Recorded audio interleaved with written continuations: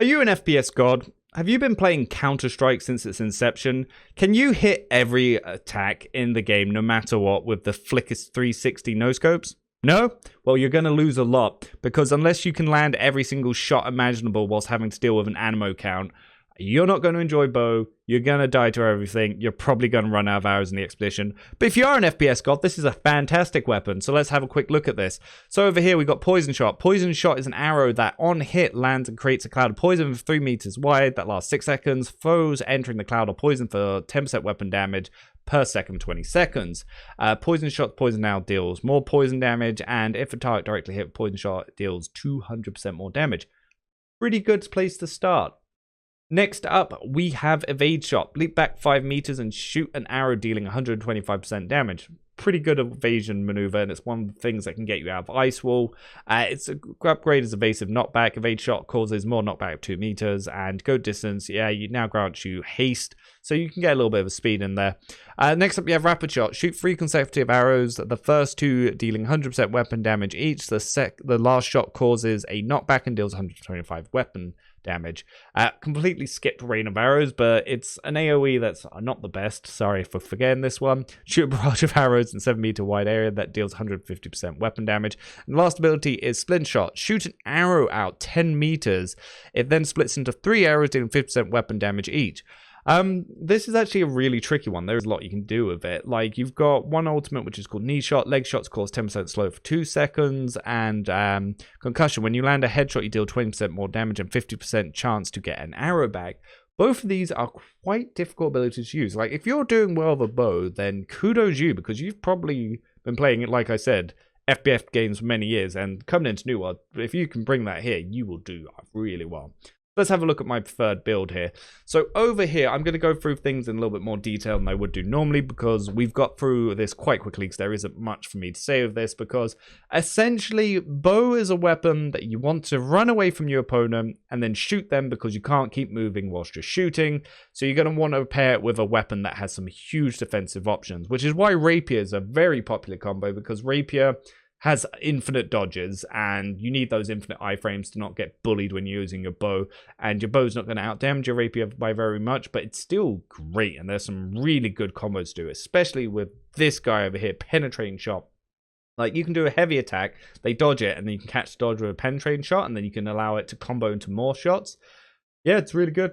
That's good. I like it. Like, people say it's bad, but that's because they have bad aim. But if you have god tier aim or aimbot, which could be coming to New World, because that's when you can see this thing like just destroy everything, then yeah, that's going to happen. So obviously you've gone into Poison Shot, took the upgrade so it does more, went into Evade Shot, took the upgrade so I move more, and went into Penetrating Shot because it's just the best ability that's on this weapon, which is the arrow deals 150% weapon damage that passes through targets and continues for 100 meters. So if you can see a ball of enemies, you shoot them and you can do some damage.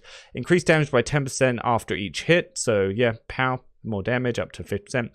Penetrating Shot deals 20% more damage to targets 20 meters away. So you want to be a little bit of distance, just be like pow. So the passives, like, I actually didn't take any of the ultimates because I felt like they were just too difficult. I'd rather get some of these passives. So the reason is, let's have a look into this. So these tactics, after you dodge, deal 20% more damage for 5 seconds. So you dodge something, shoot something, big damage. The next one, Dodge and Weave. After you dodge, gain 10% haste for 2 seconds. So you can move faster after dodging. So if you dodge, get some distance, shoot some things, especially people chasing, quite useful. Gain 10% haste for 5 seconds when you swap to your bow. So you could literally swap to your bow, dodge, and then you're a speedy boy. Battle Precision. Debuff damage over time durations last 20% longer. So that's some of this stuff over here. Then over here we've got deal 20% more damage to foes that are 10 meters away. So you can see that you want to be them a little bit away from you. The weapon's literally telling you to do it if you want to do more damage. Then you've got heavy attack arrows fly faster, deal 30% more damage. So good damage buff. If your target's below 50% health, you deal 20% more damage. So you can see where it's good with Rapier, because Rapier, above 50% health, you do more damage. Bow, under 50%, you do more damage. So we're seeing the game encouraging a combo here. It's a combo, boys. Combo supreme. Surprise attack. If you haven't damaged a foe in the last 10 seconds, deal 20% extra damage. Yeah, this is it saying, look, dude, you keep missing your shots. Here's some free damage. Here's some free damage. Land a shot. Christ. Then you have arrow range, increased arrows distance before the start of gravity by 100%, so they'll fly longer before they start to drop. And bullseye, bow shots, critical chance increased by 10%, which basically means if you can't hit the head to get the guaranteed hit, then here's some free critical if all you can do is hit the body. Pretty good weapon. Like I said, would recommend it with the rapier.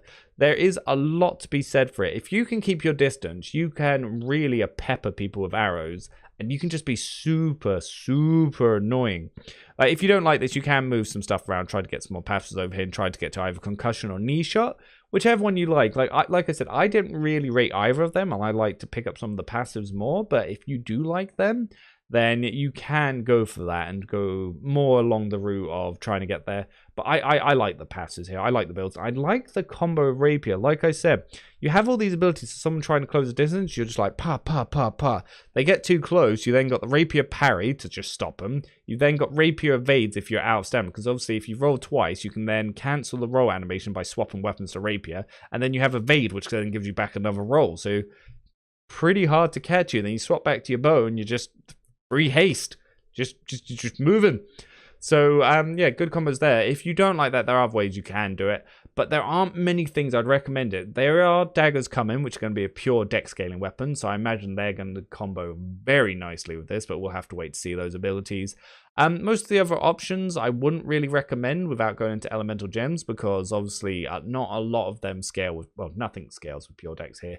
You could potentially do it with the spear, and the spear also has some hilarious combos, especially if you're using javelin. You can go for a much more range build, or even the hatchet if you want to go for the throwing hatchet build, so you're just constantly like just lobbing things at people, like wow, good times to be had.